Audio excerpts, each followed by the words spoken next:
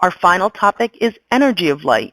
This is where it really starts to relate to chemistry. We will use light to study atoms and particles and properties of chemical properties, and that energy is what the relationship is. We can probe atoms and determine things about the energy of atoms by letting them interact with light if we know the energy of light. So the energy of light is related to its frequency. We just finished talking about frequency and wavelength, and higher frequency light has higher energy.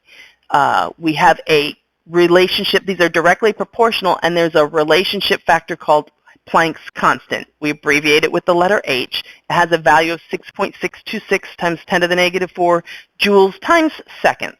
So the equation we need is energy is equal to Planck's constant times the frequency. Again, I'm replacing these with words, and if these letters are confusing to you, write it out as words. Write it as energy equals Planck's constant times frequency. If you feel okay with separating this and putting this as just H instead of Planck's constant, that's fine. I will give you the value of H on the test, so I supply this to you. You don't have to memorize that, but you do need to know what it is and where to go find it. So since we already know the relationship between frequency and wavelength, I can adjust this with the other relationship and put it in the following form, that E, energy, is also equal to Planck's constant times the speed of light divided by the wavelength. Again, the wavelength would have to be in meters. Going back to that classification of electromagnetic radiation where we talked about the very short wavelengths or gamma rays and the very long wavelengths or radio waves, I now can say something about the energy. Before we knew that this was short wavelength and long wavelength, but I know that if it's a short wavelength, then it's a large frequency.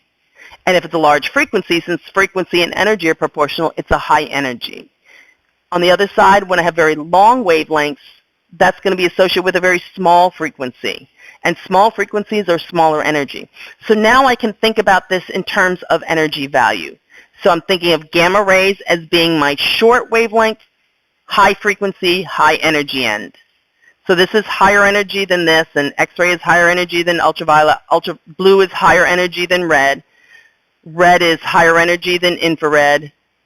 Infrared is higher energy than microwaves. Microwaves are higher energy than radio waves. So these are fairly low energy. And that makes sense, right? You wouldn't want radio stations and TV stations operating at a frequency that actually had a lot of energy to it that could do harm to us. Whereas gamma rays, we use in a very controlled environment for medical techniques where we make sure that we're limiting the exposure. I want to watch out for my ultraviolet light because that's fairly powerful light that can give me sunburns. So these are the high energy end. This is the low energy end. Let's do some practice. Which one has less energy, X-rays or ultraviolet light? So this means I need to go back to the chart and look at it. But I do need to remember that less energy means lower frequency or higher wavelength.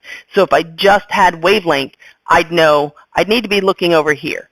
So they were asking about X-rays and ultraviolet. X-rays is towards the higher energy end than ultraviolet. So I could do it that way. Or I could look and I say X-rays have a smaller wavelength than ultraviolet. 10 to the negative 10 is a smaller number than 10 to the negative 8. So either way, I determined that the X-rays are closer to the high energy side, and it was asking which one has less energy, so UV is less. Remember to always go back and reread the question and make sure you're answering the proper question. You might know all the relationship, but write down X-ray because you figured it was the higher energy, but the question asked about lower energy. Now we're going to get into some of the math.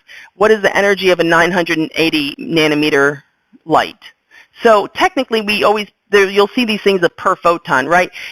If you sit out, if a little peak of light is coming through a window, that won't do the same amount of sunburn damage as if you're sitting out in the bright sun all day.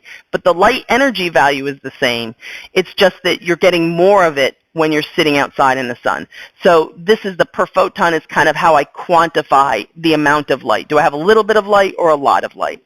So don't get tied up in the per photon. We're only going to ever calculate per photon. So 980 nanometers of light. So I can first convert, this is wavelength, but my energy relationship is in frequency. So I can first convert the wavelength to frequency. So I'm going to use my frequency is equal to the speed of light over the wavelength. And that's 3 times 10 to the 8 meters per second over 980. Remember, don't forget, you have to convert nanometers to meters by putting in that prefix. I get 3.06 times 10 to the 14th hertz. Remember, 1 over second is a hertz. And now I can plug it into the energy equation. Energy is Planck's constant times the frequency. Here's my Planck's constant. Here's my frequency. Note that at this point, I took hertz and I put it back into 1 over seconds because I want to see that the seconds are going to cancel out, and I can't see that with hertz. So I'm going to be left with joules, which makes sense because I need an energy unit, and joules and calories are the values that and units that are associated with energy. So I get 2.03 times 10 to the 19th joules. Fun fact, if you are dealing with visible light, which goes from 400 to 700 nanometers, your frequencies are going to be in the 10 to the 14th range, and your energies are going to be in the 10 to the 19th range. So if you're not getting those numbers, that means check your math. Also, there's a shorter, slightly shorter way to do this in one equation. If I use that alternate version, energy is equal to the Planck's constant times this, I'm just going to substitute in times the speed of light divided by the wavelength. I could have done this all in one formula. That would have been an okay way to have done this.